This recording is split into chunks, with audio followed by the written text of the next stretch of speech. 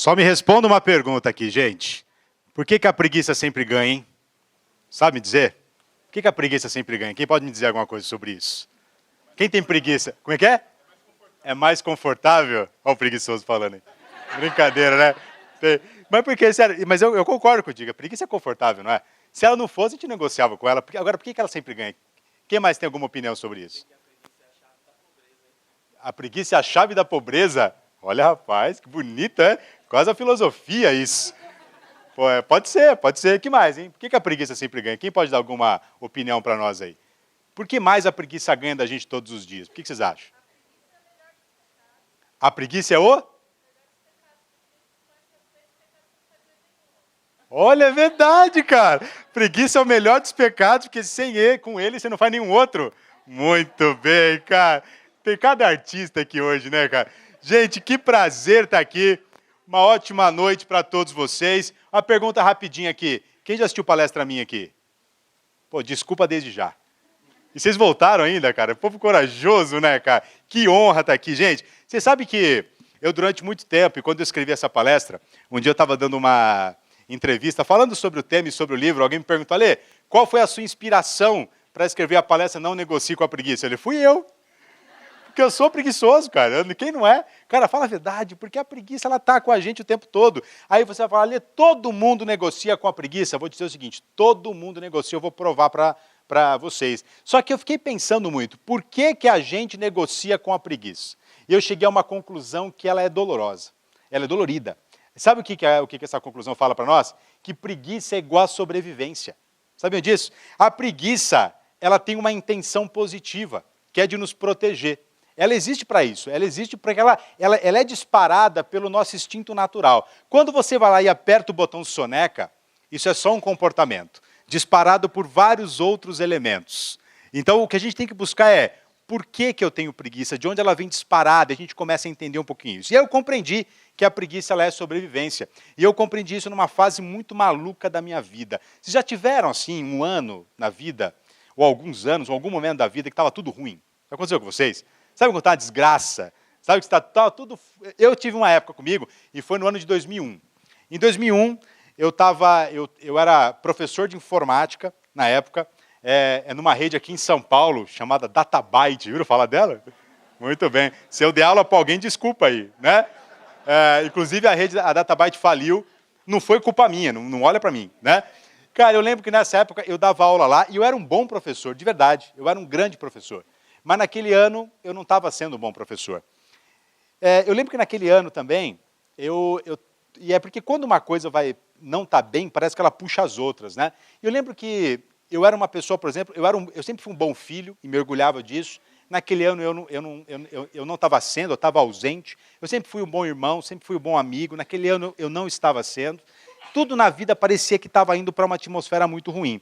Eu lembro que naquele ano, automaticamente também, quando está tudo indo ruim, o lado financeiro também estava péssimo. E foi o primeiro ano que eu estava morando longe de casa, eu estava morando sozinho, na verdade morando com um amigo. E eu morava na Zona Leste, São Paulo, na Vila Formosa, morava lá, e a gente morava nos fundos de uma casa, era uma casa com um quarto só, e como o meu amigo ganhava mais, ele ficava com o quarto, eu ficava com a sala. E eu dormia no chão da sala. E eu vivi aquela situação durante um ano e fui me acomodando àquela situação, sabe? Porque a gente faz muito isso. A gente começa a entender que a sobrevivência ela faz parte daquele nosso estado atual. Então, por pior que esteja, a gente vai se acomodando naquilo e a gente vai encontrando ganhos e várias desculpas para permanecer ali. Nós somos assim. Nós temos ganhos em permanecer no estado atual. E quando a gente está no estado atual, por pior que ele seja, a gente vai encontrando elementos para tentar ficar ali e fazer dali o nosso conforto. Pode estar ruim, mas eu quero ficar ali. O meu sofá pode estar com a mola estourando, mas é meu sofá. Eu amo o meu sofá. E eu fico ali quietinho, gostosinho, porque ali ninguém mexe comigo. E a gente vai ficando ali. E a gente cria alguns artifícios para que aquele momento, por pior que seja, ele fique legal. A gente cria algumas coisas. O ser humano, por exemplo, tem uma capacidade incrível que eu nunca vi, eu quero estudar isso, que é uma capacidade de criar, não sei vocês, de criar montinhos. Não sei se vocês são assim. A gente cria montinhos porque os montinhos confortam. Então tem gente que fala assim, pô, aquele cantinho está limpinho ali. Aí a pessoa pega uma roupa e bota ali. No outro dia tem uma pilha de 15 roupas. É uma coisa impressionante. Né? A gente vai criando um montinho. Quando aquele montinho está cheio, eu crio outro montinho. A gente faz isso. Aí tem gente que fala assim, não, mas não se contenta com o montinho. Aí cria uma gaveta de bagunça. Alguém tem uma? Não tem? Tem gente que é mais evoluído. Aí tem um quarto de bagunça. Tem gente que tem uma casa de bagunça. Uma coisa impressionante. Porque a gente vai criando coisinhas para ficar ali. Porque aí começa a ficar gostoso, aconchegante. Segunda coisa que a gente faz. A gente começa também a conviver com gente que pensa igual nós. Aí porque é legal. Porque se chega alguém e fala, não, tem que mudar, você fala, cara, chato. A gente quer ficar com gente que pensa igual a gente, né? Que tem a mesma estrutura. E isso em empresa é muito legal, eu adoro isso em empresa. O cara que é de vendas, o cara chega de manhã e fala assim, ô amigo, quanto você vendeu hoje? O cara está com a venda ruim. Quanto você vendeu hoje? O cara, rapaz, não vende nada, coisa boa eu também não. Né? Porque... ele tem que encontrar alguém que explica a desgraça, não pode ser só com ele, pelo amor de Deus. Né? E aí a gente vai começando a encontrar gente que nos acomoda, e é um problema isso, né? Porque quando você vê, o teu filtro está fechadinho e você acha que a tua realidade é aquela. Então estava eu, 2001, naquela desgraça, morando no chão da sala do meu amigo. Olha a situação, era fundo de uma casa, eu dormia no chão do fundo da casa, era uma coisa impressionante. Mas eu estava achando que aquilo era o que eu merecia ali. E eu vivia ali, a situação extremamente ruim. Eu lembro que uma vez... eu sempre fui um cara organizado. Vocês já conheceram um adolescente organizado? Eu era um adolescente organizado. Era até estranho. Eu era o meu pai ficava preocupado comigo. Né? Porque desde adolescente, eu tinha minhas roupas separadas por cor. Era uma coisa irritante. E eu era assim. Só que naquele ano, estava tudo dando errado e eu não estava sendo organizado. E eu achava que a culpa por não ser organizado era do meu amigo. Porque o meu amigo, a casa estava uma zona. E eu falava para ele assim, ô meu irmão, vamos dar limpada nessa casa aí, né? Tá uma zona. E ele falava uma frase que me matava. Eu não estou incomodado. Se você está incomodado, arruma você. Puta, né? Aí eu falava, vou arrumar nada não, tá louco? Aí eu me sentia, não, eu não vou fazer. Ou seja, eu deixava ele dominar a minha vida. Olha que maluco isso. A gente faz isso, né? E eu não arrumava. E a casa virava uma zona. Eu lembro que um dia, para piorar a vida, porque desgraça pouco não é bobagem, estava eu dormindo no chão, mais ou menos 3 da manhã, eu sinto um carinho no meu pescoço. Sabe aquela coisa assim, no pescoço, e estava ficando bom. E eu aquela coisa, mas aí lembrei, opa, estou dormindo sozinho. No ato de sobrevivência, olhei para o quarto do meu amigo, porta fechada, graças a Deus. Né, eu falei, estou sozinho. E aí, no instinto, eu meti a mão. Era uma baratinha. Não era uma baratinha, era uma barata, velho. A hora que eu bati, eu senti o crack. Foi. Olhei na minha mão e ela estava lá. E eu fiquei por alguns segundos olhando para ela, para aquele cadáver na minha mão. E eu falei, o que aconteceu? E eu joguei aquilo longe. E eu me senti a pior pessoa do mundo. Sabe quando você sente no fundo do poço? Eu me senti no fundo do poço, me senti péssimo. Eu lembro que eu levantei, fui para o banheiro, cara, abri o chuveiro, me lavei, eu estava enojado, com raiva de mim. Me lavei, quando eu saí do banheiro, eu cometi um erro a não cometer. Eu passei pela cozinha. E lá tinha uma louça, que não estava lavada há semanas, há meses. E eu olhei aquela louça, e dentro dela, muita barata. Era ali que elas se reuniam. Era ali. Mas não era barata, não, era barata. Tinha uma lá que tinha tatuagem no braço, era barata valendo. Era barata, eu tenho certeza que uma delas me encarou. Sabe por quê? A barata, você já percebeu isso? Barata, você entra lá na tua cozinha, achou barata. Ela vai andando. Aí ela te vê, o que ela faz? Ela sai correndo, né? Mas em algum momento, para te desafiar, ela para e te olha, viu isso?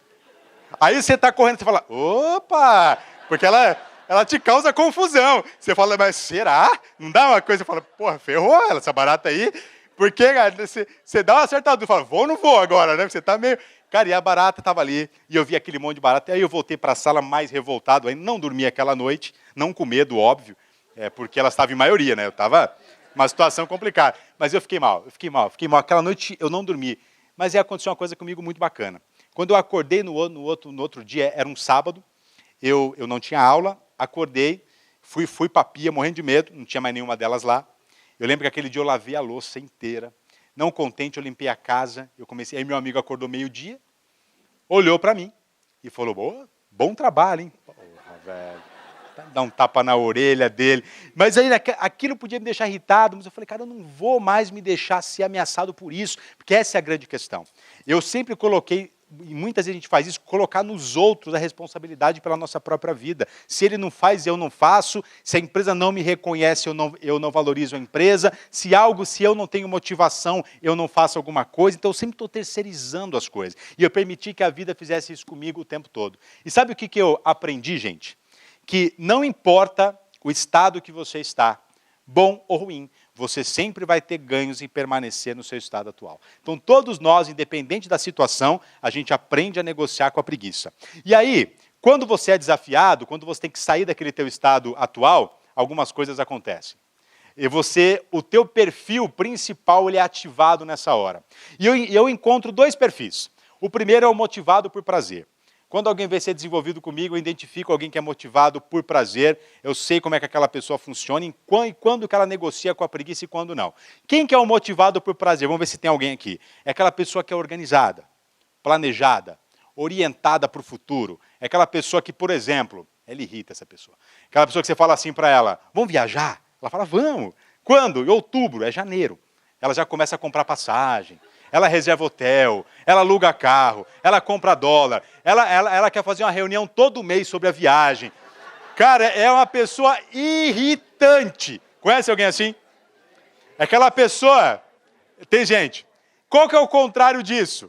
É o motivado por dor. O que é o motivado por... Vamos viajar, vamos? Quando? Outubro. Quando que é? Agosto. Ah, tá cedo. Chega lá em setembro. Pô, tem viagem. Cheguei em outubro, falo, meu Deus do céu, a viagem. Aí tá tudo atrasado, você paga mais caro, porque o motivado por dor, o prazer dele é sangue, ele gosta de sangue, ele gosta de faca no pescoço. Conhece alguém assim? Vocês devem ser assim também.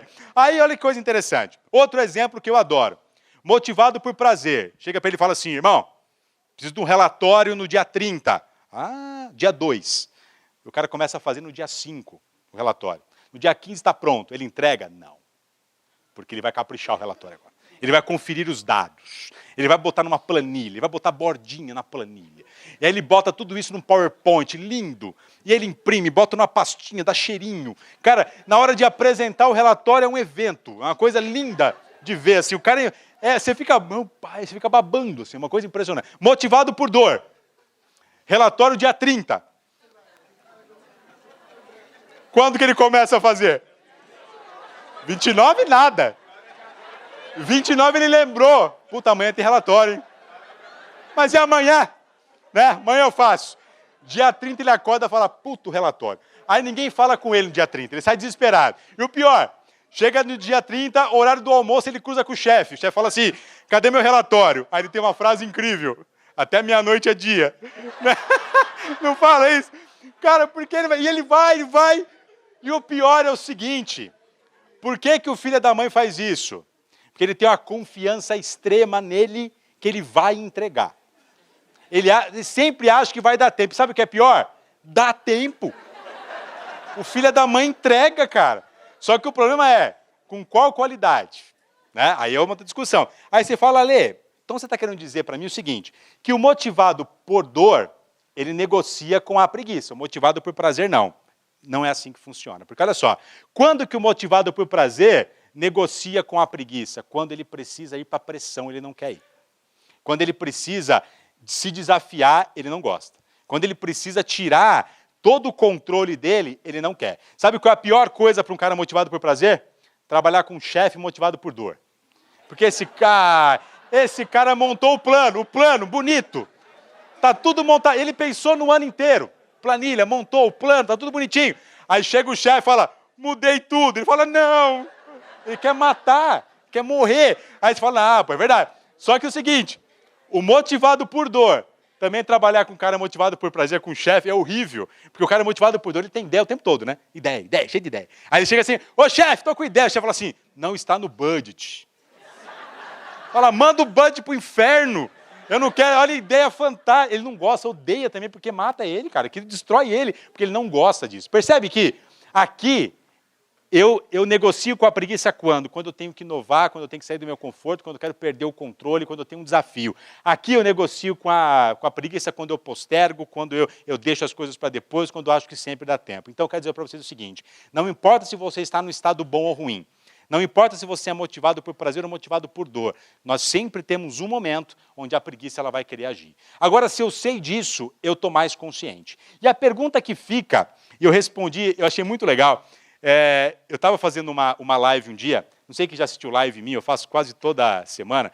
Quem não assistiu ainda assiste, a Lê Prates Oficial, eu faço sempre live lá. E eu estava lançando o livro e fazendo um monte de lives sobre esse tema, e eis que um cara me faz essa pergunta. Ale, como que eu não vou negociar com a preguiça se tudo que ela me oferece é mais gostoso? No meio da live, ao vivo. E eu olhei a pergunta e falei, não sei responder. Falei, por quê? Porque eu concordo com ele. Falei, pô, que pergunta audaciosa. E eu fiquei pensando, cara, eu falei, não vou te responder agora, eu vou fazer uma live só para falar sobre isso. Cara, e eu fui estudar. Por sorte o livro não estava pronto ainda, eu tinha tempo ainda de editar. E aí eu entendi o seguinte, por que a gente acha que tudo que a preguiça é mais prazeroso? Tudo que ela oferece é mais prazeroso? Não é que a gente tem certeza disso, é porque é o valor que nós atribuímos às coisas. É mais prazeroso para você, é mais prazeroso para mim, porque é o valor que eu atribuo às coisas. Então, entenda você, gente, a preguiça ganha por quê? Porque ela mexe no nosso instinto de sobrevivência, ela mexe no nosso conforto. E tudo que o ser humano busca na vida é conforto. Tudo que o ser humano busca é segurança. Então, eu vou sempre trazendo alguma coisa para alimentar esse meu fator segurança. Porque a gente é apaixonado pela zona de conforto. Sabe por que se chama zona de conforto, você sabe? Porque é confortável, né? Se fosse ruim, é na zona do inferno, né? E é bom, eu quero ficar aqui, não quero que ninguém mexa comigo. E aí, então, eu entendi o seguinte, que as pessoas atribuem valor a tudo. Por exemplo, as pessoas atribuem valor à alimentação. Deixa eu usar um exemplo aqui que eu adoro. Deixa eu entrevistar alguém aqui. Deixa eu ver. Qual é o seu nome, parceiro? Posso usar teu exemplo aqui? O Daniel, o que você faz, Daniel? O que você faz? TI. Esse cara TI é perigoso demais. Cara de TI. Daniel, vamos pensar o seguinte, cara. Eu vou, saindo daqui hoje, vou falar, Daniel, gostei de você, quero que você jante com a gente hoje, quero que você vá jantar com a gente lá, eu vou te pagar o jantar. Estou bem, estou vendendo livro pra caramba, estou esbanjando. Quero pagar o jantar para você, tá bom? Aí eu vou te convidar e de repente a gente vai para o Outback. Olha que legal, hein? Bom, hein? Chegando lá, eu vou falar, escolhe o que você quiser. Pode escolher. Hoje eu estou esbanjando. Aí ele vai falar, tudo bem. Só que, hora que ele vai escolher alguma coisa, ó, jantar pago, Outback, cardápio livre, vai escolher o que ele quiser. Qual o critério que você usa? Das três, você vai escolher uma primeiro. Qual que é? Você escolhe aquilo que vai te trazer mais nutrição? Você escolhe... Já escolheu errado o Outback, né? Mas tudo bem. Você vai escolher aquilo que te traz mais prazer ou você vai escolher aquilo que te traz mais saciedade? Qual que você escolhe? Prazer, é óbvio, qualquer um. Aí eu pergunto o seguinte, geralmente quando a pessoa escolhe prazer, qual que é a segunda opção? Vai comer até morrer, né? É óbvio, cara, porque se é prazer é o que eu gosto. Se nutrir, é consequência, não precisa. Nutriu. Qualquer coisa nutre, né? Mas percebe que é o valor que a gente atribui a todas as coisas? Por que eu não posso me alimentar escolhendo, sim, alguma coisa que me nutre, mas que também traga prazer? Percebe que essas opções, elas sempre estão à disposição. E eu conheço pessoas que sentem muito prazer em saber que estão se alimentando e que estão nutrindo. A questão é que aqui é o que me dá conforto, é o que mexe com a minha segurança, aqui é que a minha zona de conforto mais fica confortável e eu quero ficar aqui. Outra opção, vamos falar sobre produtividade? Deixa eu pegar uma mulher aqui como exemplo. Posso usar teu exemplo? Qual é o seu nome? Edilene. Então, vamos dizer o seguinte, Edilene, você é a mulher, trabalha, estuda, é mãe, aquela coisa toda, aquela vida maluca, né? Mas é o seguinte, você vai chegar amanhã no trabalho, por exemplo, e você vai ter várias coisas lá para fazer. Sabe aquela, tudo acumulado, um monte de coisa... Pior que vai ter mesmo, né? Um monte de coisa acumulada. E aí, qual atividade que você escolhe primeiro para fazer? Aquilo que é mais importante, aquilo que é mais urgente ou aquilo que é mais fácil? Mais fácil, muito bem. A escolha mais fácil é muito legal. Agora, as pessoas geralmente, 95% escolhem aquilo que é mais urgente ou aquilo que é mais fácil. Qual é o problema de você viver escolhendo aquilo que é mais urgente ou mais fácil? Você vai deixando as coisas importantes, as suas prioridades para depois. E o que acontece com aquilo que é importante e prioritário que eu não faço? se torna urgente. Percebe que, de novo, é o valor que nós atribuímos às coisas. Outro exemplo que eu adoro. Vamos falar sobre carreira. E aqui tem uma lição que eu quero passar para vocês que é fundamental. Agora eu vou fazer uma enquete com todo mundo aqui. Você vai escolher uma carreira. De repente você quer transitar de carreira, você quer mudar de empresa. Você vai escolher uma empresa ou uma carreira, você pode escolher baseado em uma opção. Qual que você escolhe primeiro? Satisfação, uma carreira ou uma empresa que te dê satisfação. Você escolhe reconhecimento, alguma empresa, alguma profissão que te traga reconhecimento, ou você escolhe evolução. Quem escolhe satisfação, levanta a mão, para eu saber. Muito bem. Quem escolhe reconhecimento, levanta a mão. Quem escolhe evolução, parabéns. Gente, qual é o problema de você escolher satisfação? É o que está acontecendo com muitos jovens profissionais que estão arrebentando as suas carreiras. É a zona de conforto também. Sabe qual é o problema desses profissionais? Eu quero trabalhar numa empresa que eu possa levar o cachorrinho. Né? Eu posso levar uma empresa que eu possa ter aquário. Eu quero levar uma empresa que não tenha chefe, que eu tenha horário flexível, que eu tenha remuneração variável. E aí ele vai para o mercado, porque essa é a cultura da startup. Né? Eu quero ir para uma empresa que eu possa deitar no chão, fazer churrasco às 4 da tarde. O cara está... É aquela coisa maravilhosa. O problema é o seguinte, não existe. Eu tenho um amigo que trabalha numa startup dessas aí, que eu não vou falar o nome, obviamente, e ele falou o seguinte, sabe por que a gente faz churrasco às 4 da tarde? Para não se jogar do prédio. Ele falou, tem horário flexível? Tem, eu trabalho 12 horas por dia. Porque a pressão por resultado, não existe isso, gente. Aí o cara vai para o mercado com essa ilusão e nunca encontra satisfação. O que vai acontecer com ele? Vai se frustrar. E vai tentar buscar outra.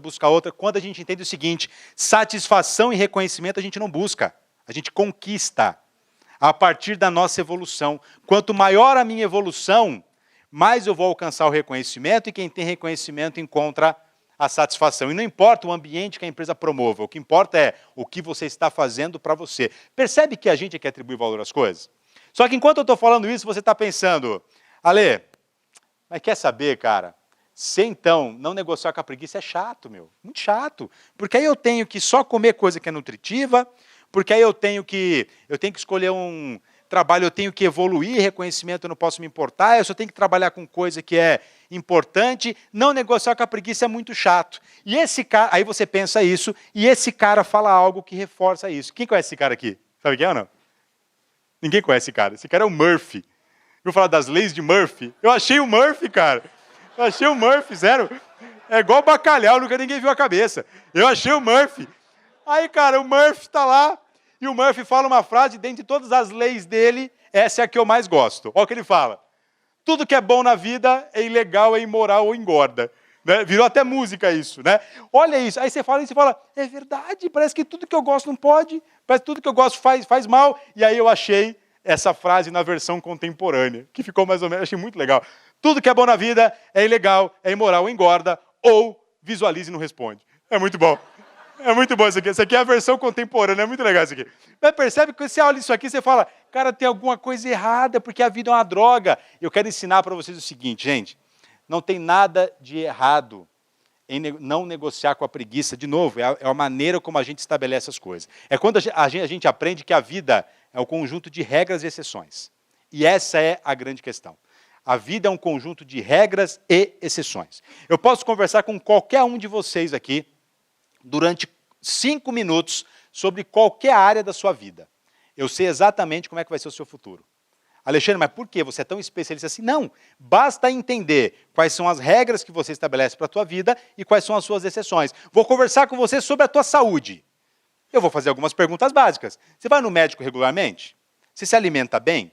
Você pratica atividade física? Você dorme bem? Descansa bem? Aí você vai falar assim, não. Disso aí que você falou, eu durmo, né? Mas é porque eu bebo muito, né? Então é o que me resta, né? Enfim, cara, percebe que médico eu vou só quando passo mal mesmo, tem sido bastante, né? Percebe que aí você começa a ver o seguinte, aí você fala assim, não, Ale, cara, eu me alimento bem, eu faço tudo bonitinho e tal, mas de vez em quando eu como minha pizza, né? Eu tomo a minha cerveja, eu tomo meu vinho. Tem algum problema com isso? Não. Não são as exceções que te fazem mal, são as regras. Ou então você fala, Ale, não, eu não faço atividade física não, mas depois da tua palestra eu fiquei motivado. Eu vou sair daqui amanhã, eu vou correr 10 quilômetros. Você vai morrer, não faz isso.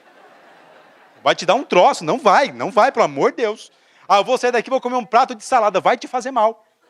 Porque o teu sistema nem sabe o que é salada. Não come, não precisa. Ele não entendeu aquilo lá ainda. Né? Então percebe o seguinte, o que mata a gente, ou o que faz bem para nós, não são as nossas exceções, são as nossas regras. É o que a gente faz todo dia. A questão é, quais são os hábitos que nós estabelecemos para a nossa vida todos os dias. Ficou claro isso aqui, gente? Não negociar com a preguiça não é ter uma vida chata, abrir mão de todos os nossos prazeres, mas é só perceber quais são as regras e quais são as exceções que eu tenho tido todos os dias na minha vida. Isso na sua carreira, isso às vezes você é uma pessoa que dá resultado muito na sua empresa, mas tem uma época que você não está dando, não tem problema. Se isso é exceção, as pessoas compreendem. Às vezes você é alguém que está sempre de bom humor, às vezes você não está, tudo bem, passa. A questão é quando isso é regra. Pense vocês, quais são as regras e quais são as exceções que vocês estão estabelecendo para a vida de vocês. Agora a parte que eu mais gosto da palestra, que é o seguinte, depois vocês já entenderam mais sobre preguiça, eu fiz esse preâmbulo aqui. O que é que faz você entrar no modo soneca, então? O que é que faz você estabelecer as suas preguiças diárias? Eu vou falar para vocês de tudo que eu pesquisei na vida, eu encontrei o maior elemento que faz a gente negociar com a preguiça, e eu chamo isso de mentir para nós mesmos. A gente mente muito para nós mesmos, cara. E a gente mente para nós em 3 ocasiões. Primeira, quando você diz amanhã eu faço. Gente, eu percebi que tem pessoas que dizem amanhã ela faz, e ela... Por quê? Porque ela tem fé nela mesma. E ela realmente acredita que ela vai fazer. É aquela pessoa que ela está pagando academia faz 2 anos, debitando do cartão. E ela não cancela por quê? Porque ela vai. Um dia ela vai. Ela não quer cancelar, porque tem esperança, porque o débito no cartão dá esperança que eu vou. Né? Aquela pessoa que assina a revista, faz 1 ano que chega, ela não abre. Mas ela fala, um dia eu vou ler. E ela não lê. É aquela pessoa que fala, eu vou resolver aquilo, faz 1 ano ela não resolve. O problema é esse, as pessoas ficam postergando as coisas. E sabe qual é o problema de você ter muita pendência na vida? É que você não consegue seguir a vida de uma forma agradável. Tem sempre alguma coisa no teu ombro pesando. E isso tem muito a ver também com a segunda desculpa. Eu estou feliz assim. Se você está feliz assim, não é para você que eu vou falar isso. Mas se você não está feliz assim, para de falar isso. Sabe por que as pessoas dizem que elas estão felizes assim? Porque elas querem diminuir a expectativa para não se frustrar. É aquela pessoa que fala assim, eu nunca fui para fora do país, porque eu quero conhecer o Brasil primeiro. É mentira! Ela quer, não, você foi sorteado para uma viagem para Paris. Não, enquanto eu não conhecer a Praia Grande, eu não vou. Sério, gente. Eu não quero viajar para fora porque eu preciso... Não, para. Assume que você quer. Aí você muda. Eu não sonho em ter um carro de luxo. Eu não ligo para isso. O amigo dela compra, fica puto. Pô, porque ele, não eu, era burro, colava de mim, não pode. Né? Porque você fica frustrado. Gente, entende? Se você quer, assume que você quer. Diminuir a expectativa não diminui a tua frustração. Só perante as pessoas, porque você botou uma máscara. Mas de verdade, assume a tua vida, cara. Se você quer mudar, muda. Mentir para você mesmo não ajuda absolutamente nada, em nada, de verdade. E a terceira desculpa que é se eu não suporto. As coisas se ajeitam. Gente, essa é a frase que mais me irrita na vida. Alexandre, as coisas se ajeitam. Vou falar uma coisa para vocês, as coisas não se ajeitam. Não, aí tem gente que melhorou a frase. Ale, não é isso não, é que o universo conspira. O universo não está nem aí para você. Ele está cheio de estrela para ele cuidar, um monte de coisa lá. Vai se preocupar se você vai trocar de carro, não. Não está nem aí para você. Porque Deus está no comando. Não está. Deus é bom demais, Ele é perfeito, ele já te deu condição e Ele te deu livre-arbítrio. Aí você quer ter livre-arbítrio e quer que Ele comanda. Não dá. Ele está ocupadão. Faz a tua parte. Aí as coisas... Não, gente, as coisas não se ajeitam. Você é que ajeita as coisas. Aí você fala, tem certeza, Lê? Eu posso falar para você, talvez a vida ajeite as coisas para você, mas não do jeito que você gostaria que ela ajeitasse. Porque o relacionamento está uma droga. Você fala, as coisas se ajeitam. Sim, você vai tomar um pé na bunda. Aí você vai reclamar, ai meu Deus, a vida é ruim. Não, você tomou a decisão. O Átila está lá enrolando 10 anos a Renata, velho. Porra, Átila. Uma hora as coisas se ajeitam, né? Muito bem. Que esperto não, né? A vida é assim, cara. Percebe isso, gente? Pelo amor de Deus, gente. Ajeita as coisas. Se você quer que as coisas se ajeitem, ajeita as coisas você.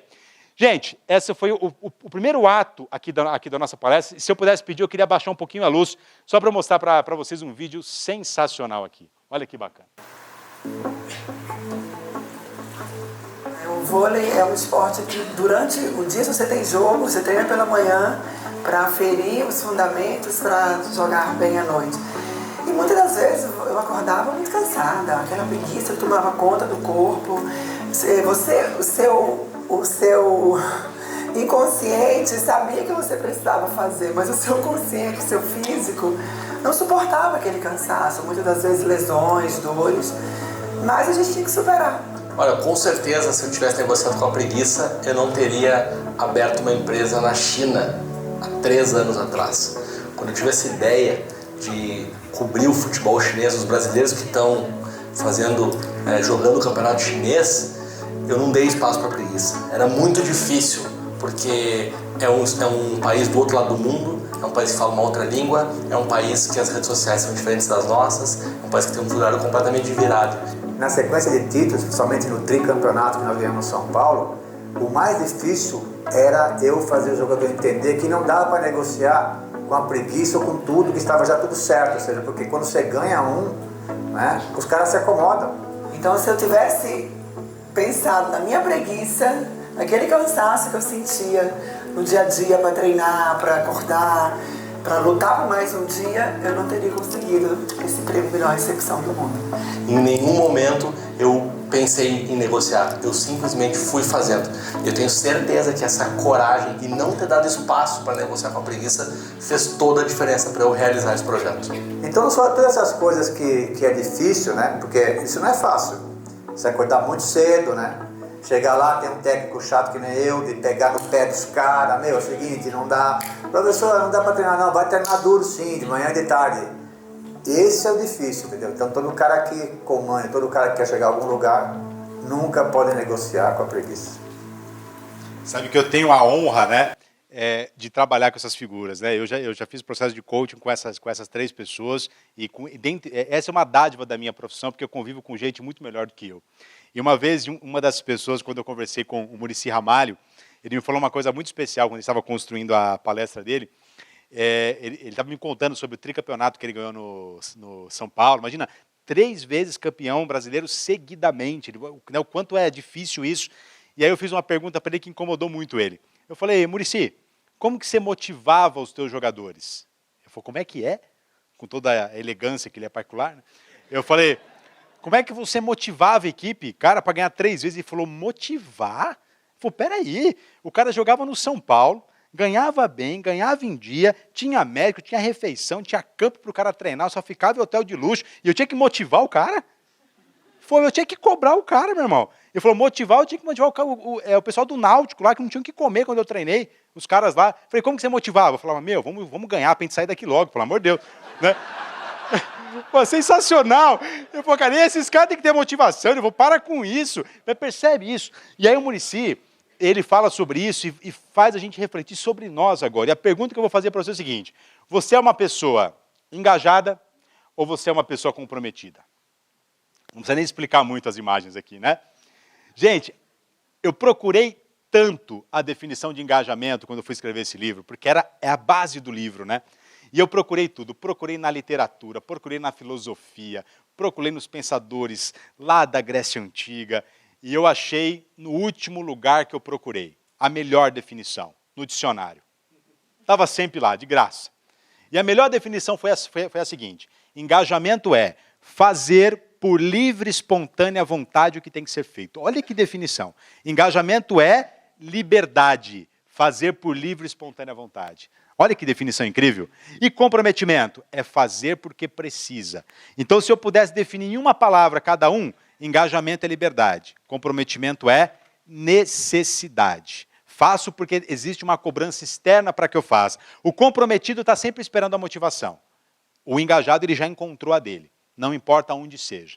O engajado ele tem um sentido maior, ele entende por que vale a pena fazer o que ele faz todos os dias. O engajado não espera reconhecimento da empresa, ele faz pela própria carreira.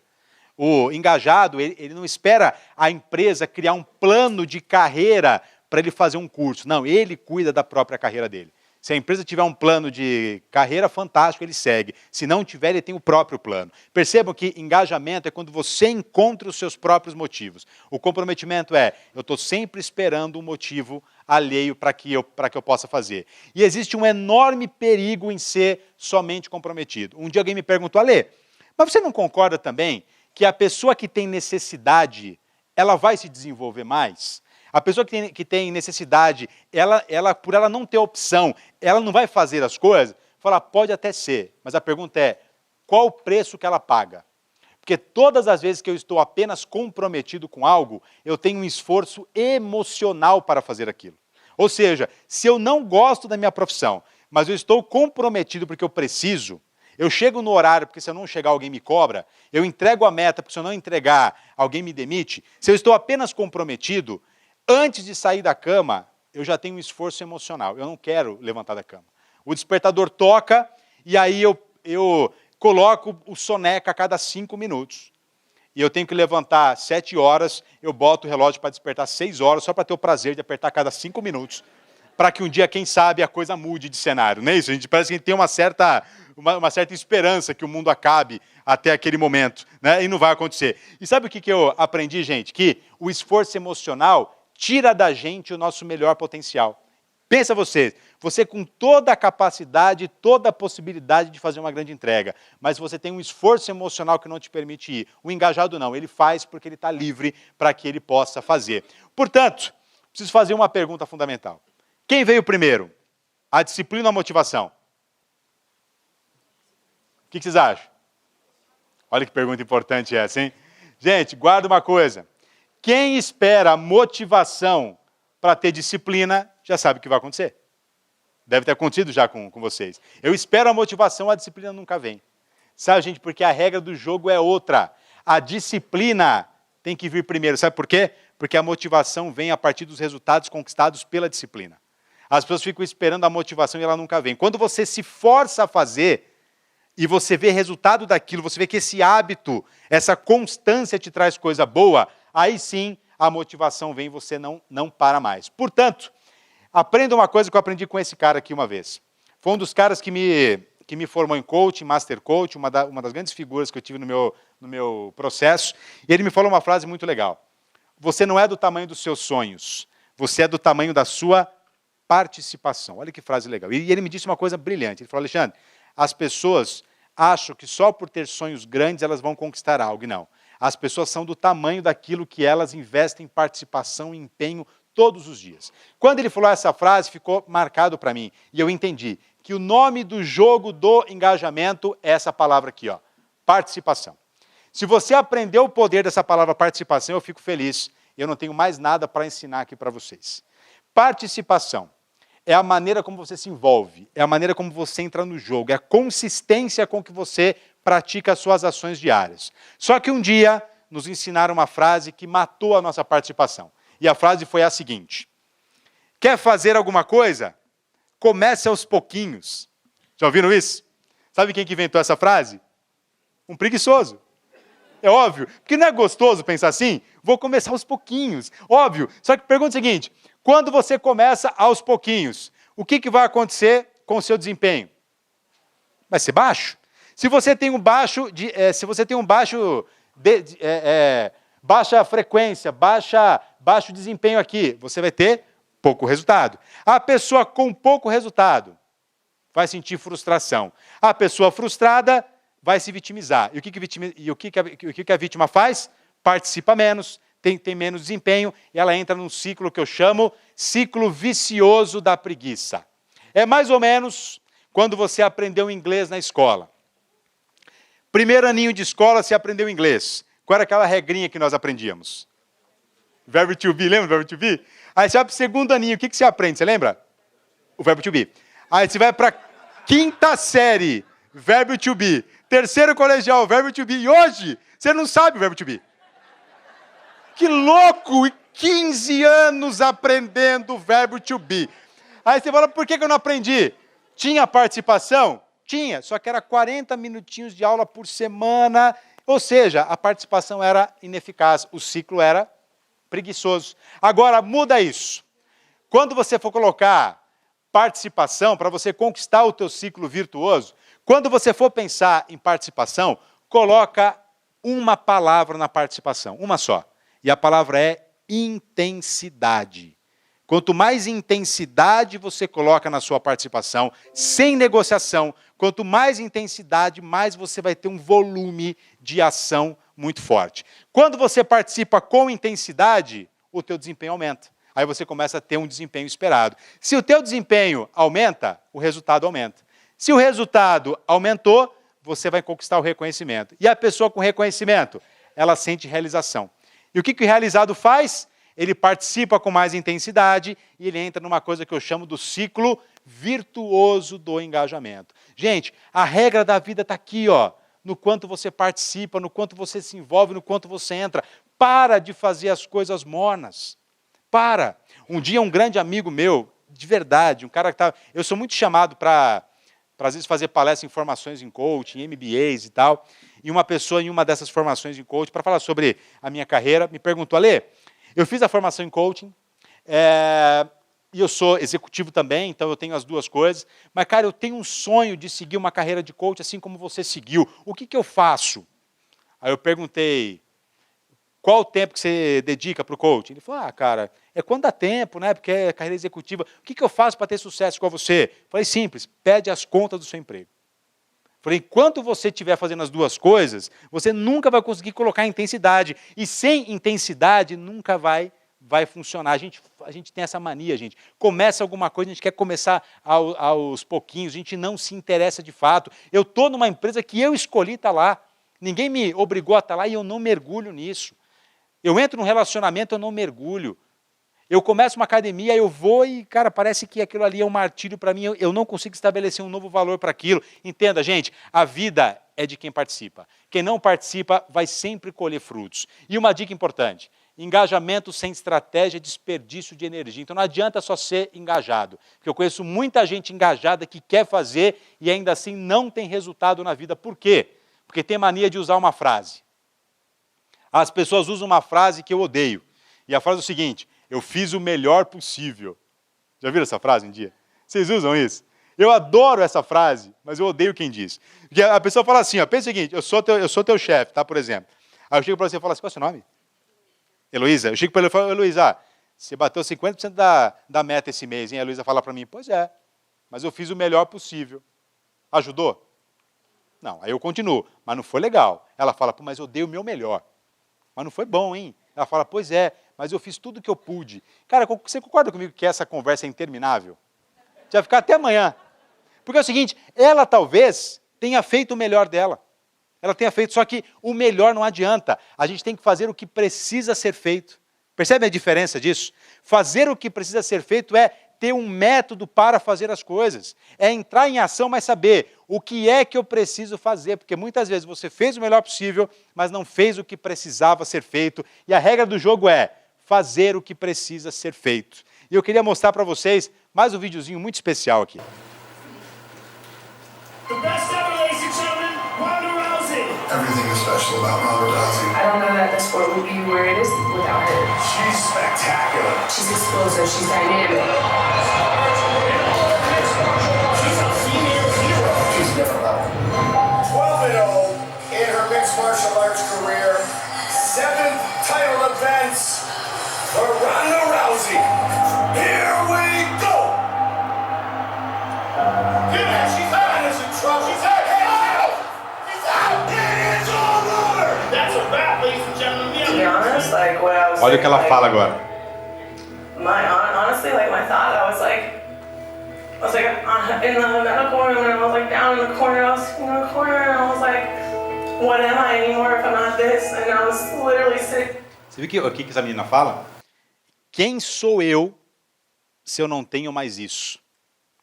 E ela continua o vídeo e ela fala uma coisa que me marcou muito forte. Ela fala, naquele momento eu pensei em me matar. Olha, gente, essa menina, para quem conhece a história dela, essa menina tinha, na época, 26 anos de idade, tinha defendido 6 vezes o cinturão do UFC, que é algo dificílimo, e eu sei porque eu acompanhei durante muitos anos o Júnior Cigano. o Júnior Cigano defendeu 2 vezes, já foi dificílimo aquilo lá. Ela defendeu 6 vezes. Milionária, fez filme em Hollywood, linda, inteligente, estava no auge da carreira dela, perdeu uma luta e pensou em se matar. Sabe por quê, gente? Porque mesmo mais engajado precisa compreender uma coisa importante. Guardem isso que eu vou contar aqui para vocês. Você não vai dar resultado o tempo todo. Guarda isso, por favor. Você não vai dar resultado o tempo todo. E quando a gente entende isso daqui, a gente compreende que ninguém aqui é super-herói, gente. A gente, em algum momento, a gente vai estar bem, em algum momento não.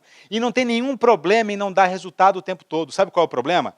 É quando o tempo todo você não dá resultado.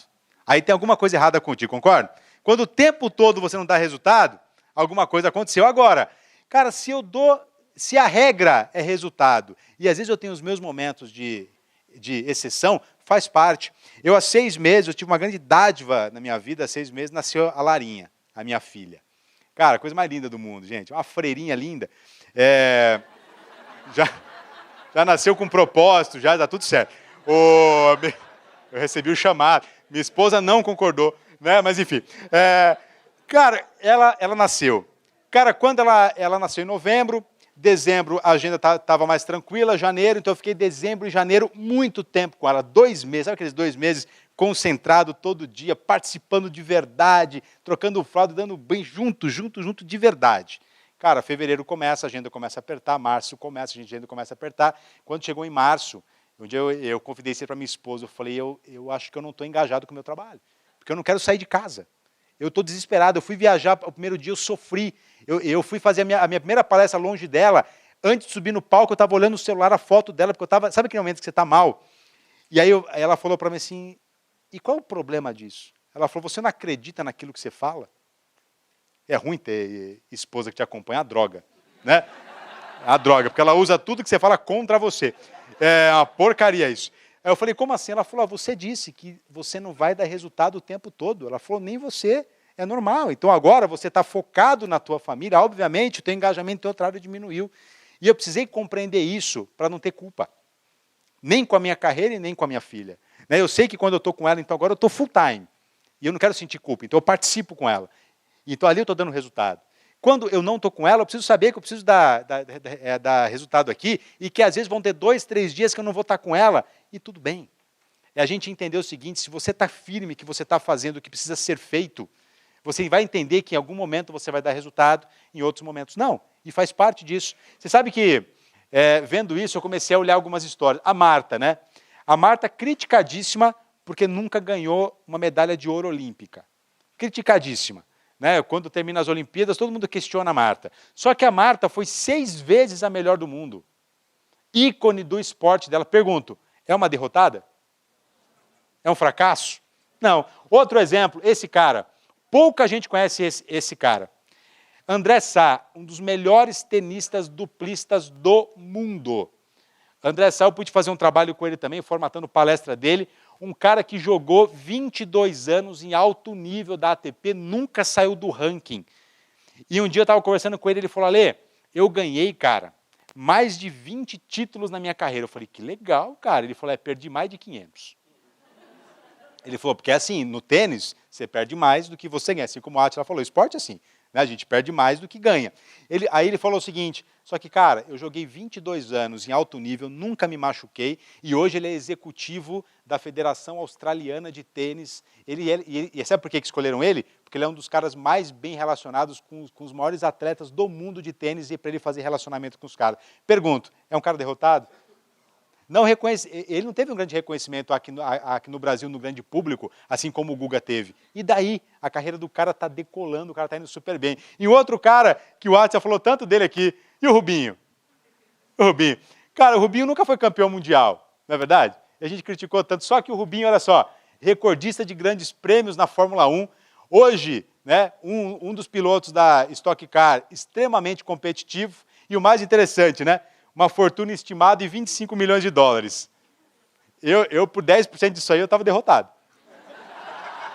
10% eu estava tranquilaço, vamos, pode chamar o que vocês quiserem. Gente, mas percebe como a gente mascara? E sabe o que eu aprendo com isso?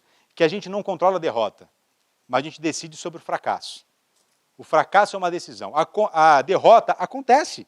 Às vezes a gente está bem, a gente ganha. Às vezes eu não estou bem, a gente perde. Mas fazer disso um fracasso é uma decisão nossa.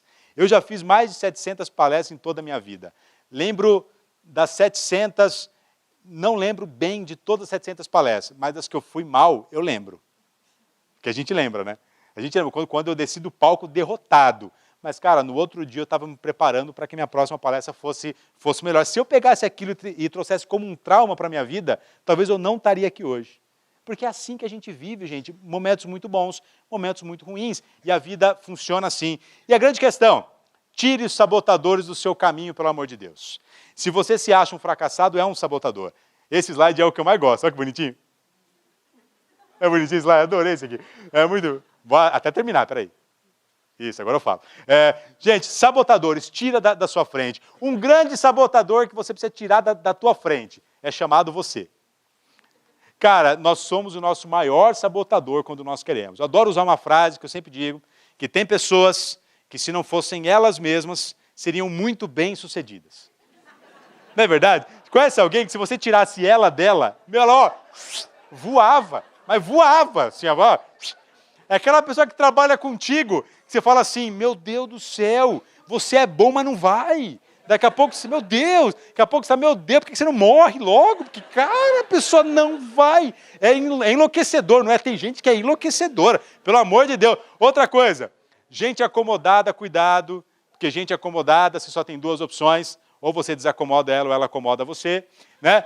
E é claro que rede social é um sabotador, TV é um sabotador, tarefa desnecessária é um sabotador, mas tem um sabotador hoje que a gente tem que cuidar, que é perigosíssimo, chamado de gurus da motivação. Quem me acompanha sabe o quanto eu critico as fórmulas mágicas, as promessas milagrosas, do trabalho 4 horas por semana e fique milionário. Né? Eu fico desesperado com isso, sabe por quê? Porque isso aqui está criando um exército de gente frustrada, que ficam comprando fórmula, e a fórmula nunca dá certo. Por quê? Porque não é a fórmula que resolve, é o teu método. E as pessoas compram fórmula por preguiça de construir o seu próprio método. Aí eu quero a fórmula, eu quero 7 passos para fazer alguma coisa. Eu quero 5 passos, e não existe, gente. A grande questão é, você precisa criar o seu próprio método de ação para fazer as coisas. E olha o que os gurus têm feito, que é o seguinte, uma frase que eu odeio.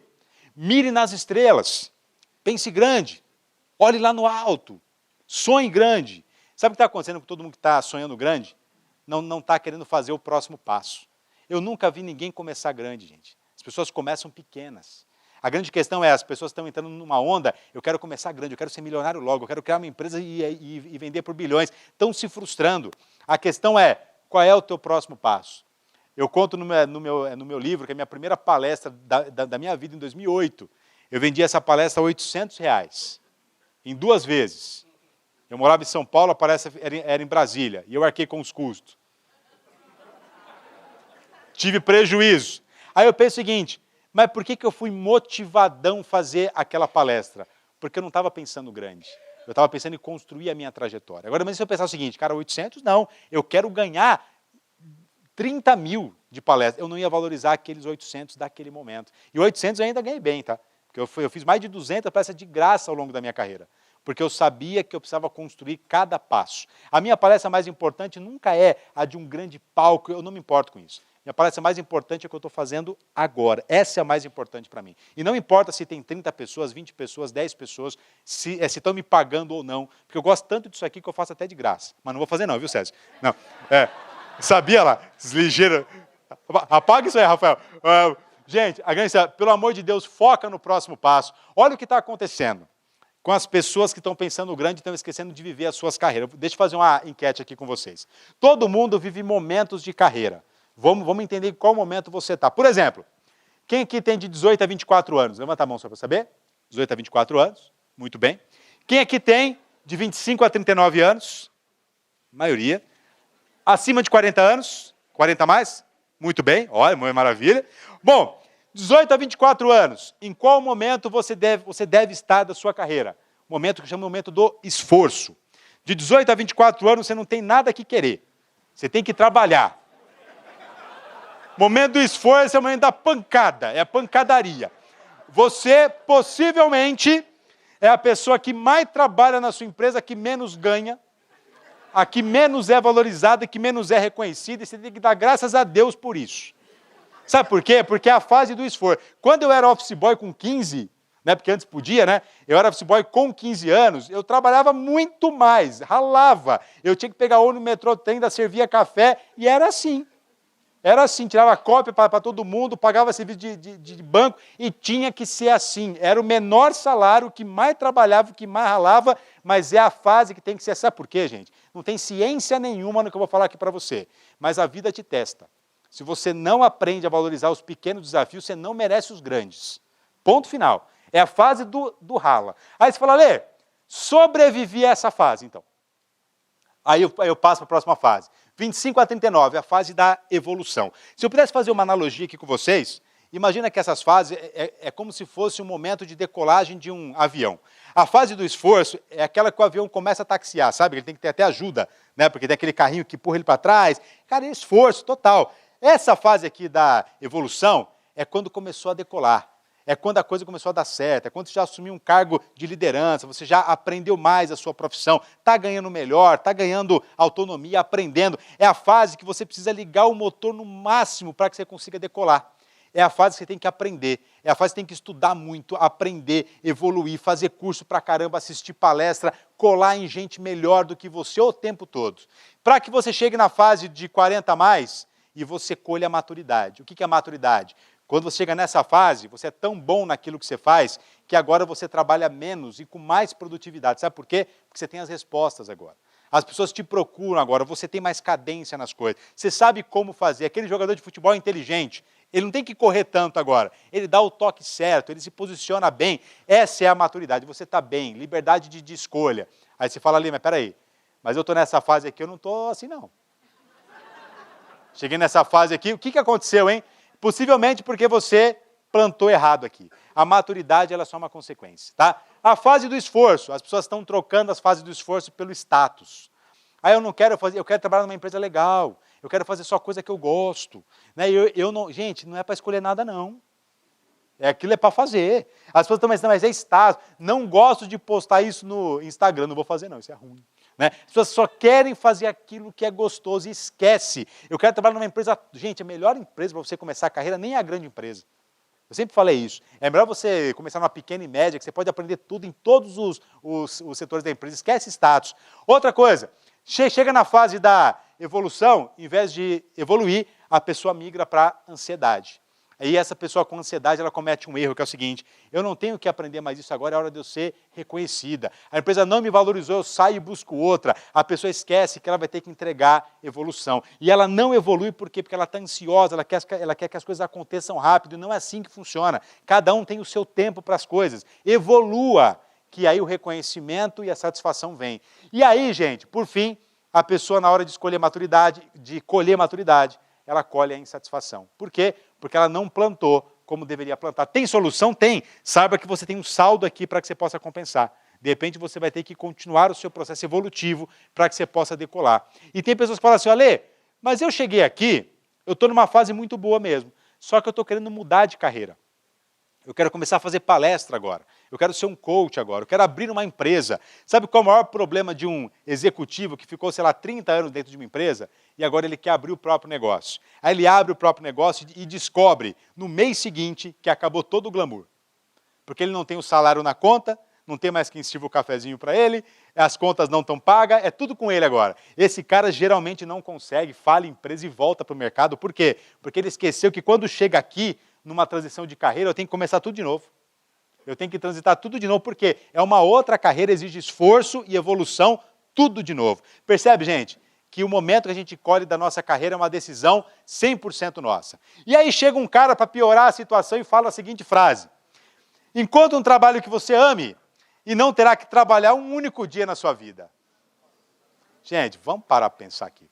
Não, sério, vamos refletir, vamos refletir. Não terá que trabalhar um dia na sua vida. Gente, eu dou palestra há 11 anos. Eu amo esse negócio, mas amo. Só aí eu olho essa frase e me sinto frustrado. Eu falo, estou fazendo uma coisa errada. Porque eu trabalho pra cacete, cara. Tem dia que eu amo isso que eu faço, tem dia que eu odeio.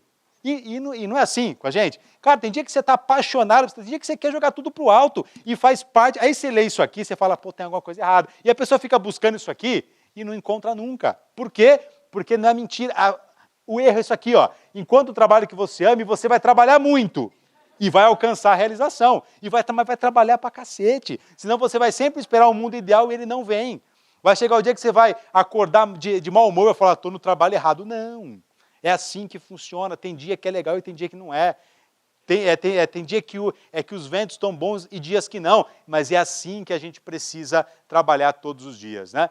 E eu queria dizer para vocês uma coisa super simples, gente. Engajamento, ele não é uma opção.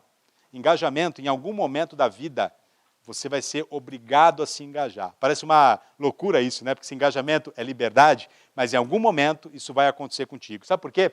Porque se você não se engajar com a tua saúde hoje, algum médico vai te obrigar a fazer isso logo mais. E aí você vai ver que você vai ter que fazer isso. E o teu comprometimento vai te levar a esse engajamento. E aí você vai ver que por livre e espontânea pressão, você vai se engajar. Se você não se engajar com a tua carreira, daqui a algum tempo, você vai ser obrigado a trabalhar em algo que você odeia, porque você vai ter que pagar as contas e sobreviver. Se você não se engajar hoje com as pessoas que você ama, com as pessoas que fazem sentido para você, com a sua família e com os seus amigos, em algum momento você vai se obrigar a fazer isso, porque a culpa vai bater muito forte. Percebe que ou você se engaja, ou a vida engaja você. Pergunto, faz sentido isso que nós conversamos aqui ou não? Faz sentido? Então eu queria muito que vocês assistissem um videozinho agora, o último aqui. Só mais 5 minutos. Sim, são 5 minutos. Mas não apenas 5 minutos. 5 minutos podem determinar uma vida. Então eu preciso perguntar: o que você faria em 5 minutos se não negociasse com a preguiça? Diria para o seu amor o quanto ele engrandece a sua vida? Teria aquela conversa difícil com seu time? Se prepararia para aquela reunião importante? Lavaria a louça e deixaria alguém feliz? Arrumaria a mesa para um jantar a dois? Ligaria para um amigo em seu aniversário? Subiria 3 andares de escada? Calçaria o seu tênis antes de se jogar no sofá? Leria 2 páginas de um bom livro todos os dias? Olharia nos olhos dos seus filhos ao invés da tela do celular? Sinceramente, tudo se resume à presença. A presença é o nosso maior patrimônio e estamos recusando essa riqueza. Quando estamos presentes e praticando a presença, a nossa participação é intensa e nós começamos a transitar pelo ciclo virtuoso do engajamento. Então, se participação é o nome do jogo, a presença é o pontapé inicial. Bacana, né? Faz sentido? Então, se faz sentido, gente, então merece engajamento. Essa é a questão. A gente domina tudo, a gente só precisa participar de uma forma diferente. E eu tenho aprendido muito isso com essa figurinha aqui. Isso aqui é a Larinha, é o amor da minha vida. Essa menina chegou em casa e ela mudou tudo, né? E vocês sabem que eu aprendi uma coisa com ela muito especial, assim, esse sorriso dela é a coisa que eu mais busco hoje na vida, né? E sabe que para conseguir esse sorriso dela aqui, só tem uma forma, é praticar a presença com ela, é estar engajado, eu tenho que estar com ela olhando no olho dela, eu tenho que estar brincando com ela. Se eu estiver perto dela, olhar a tela do celular, ela para de sorrir. Percebam que nessa foto, para ela sorrir, eu tive que vir atrás da minha esposa do celular e tirar a foto. Porque se você aponta o celular para ela não sorri. Ela não curte um celular. É uma coisa louca. Sabe por quê? Não sei se ela já percebeu que o celular tira a gente dela, né? Talvez é isso. Mas sabe por quê? Eu percebi com ela que presença é tudo. Eu descobri com ela que não basta estar presente, tem que praticar a presença. E naqueles momentos que eu estou com ela, eu estou com ela. Sabe? Naqueles momentos que a gente está junto, eu estou junto. E isso é uma regra que a minha esposa e eu tem estabelecido para nós. Assim, eu tenho trabalhado muito para construir o futuro que a gente deseja. Minha esposa trabalha muito também. E a gente fala, quando a gente está junto, a gente está junto. A gente tem que praticar a presença juntos. A presença, gente, ela se tornou o maior símbolo de amor do mundo contemporâneo. Quando a gente está com alguém, está de verdade, quando a pessoa não tem que nos disputar com a tela do celular, é quando a pessoa entende que a gente está ali com ela, para ela e 100%, é a coisa mais incrível que a gente pode ter na vida. E um dia eu falei com a minha esposa quando eu a conheci, e repeti quando a nossa filha nasceu, e eu falei isso para ela esses dias. Eu falei, a gente estava em casa, fazendo nada, brincando, curtindo, e eu falei para ela o seguinte, estar com vocês aqui hoje, com vocês duas hoje, me dá a sensação de que eu estou no lugar certo, com as pessoas certas, fazendo a coisa certa, e eu não queria estar em nenhum outro lugar. E eu queria dizer para vocês, do fundo do meu coração, que estar aqui com vocês hoje é estar com as pessoas certas, fazendo a coisa certa, e eu não queria de verdade estar em nenhum outro lugar. Muito obrigado, fique com Deus e até a próxima. Obrigado. Obrigado.